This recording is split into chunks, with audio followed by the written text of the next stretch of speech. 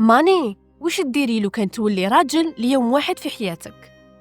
مانيش حابة نولي راجل يا بنتي. حياة الرجال ما عندها ما تشهي، ملي تنوضي على الفجر وانتي تهمبري برا عند الناس، ولازم تخمي كيفاش توكلي 6 عباد وتكسيهم وتشري لهم دوزان القراية وكبش العيد ودوزان الحلوى.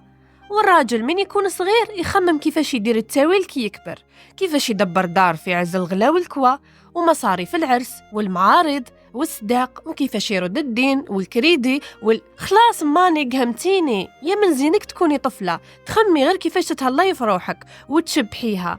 وانتي حسبت لك الراجل يقدر يحطك هيوا هكذا تحت الجنينة ويستبنها الله الله مع التشارك كيما نديرو حنايا بلا ما يكون مزروب ويشوف للساعة؟